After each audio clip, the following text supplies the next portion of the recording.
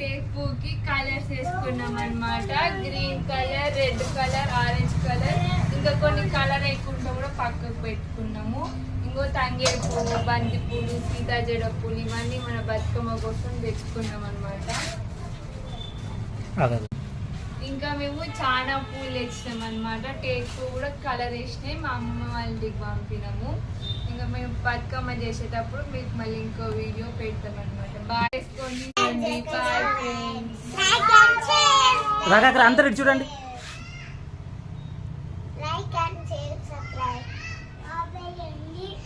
ఏం చేయాలి చూస్తున్నారు ఫ్రెండ్స్, బతుకమ్మ కోసం అయితే మనం తెచ్చుకున్న టేక్ పూలకు అయితే 3 రకాల రంగులు అద్దిర్రు.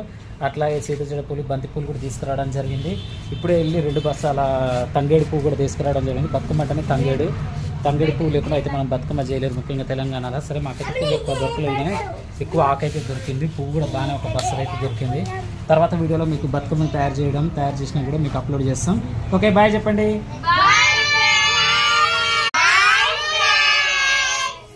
చిన్ను బతుకమ్మ పూలా? జేజ ఏం పూలు? ఏ పూలు? అదే చెప్తారు. ఏం పూలు చిన్ను? జేజ పూలా? ఎట్టాడతారు బతుకమ్మ? ఎట్టాడతారు నాన్న? జేజ పూల అయ్యి చూసరా? జేజ పూలు అంటే మచ్చినాయి చెప్తుంది. ఏంటి చిన్ను?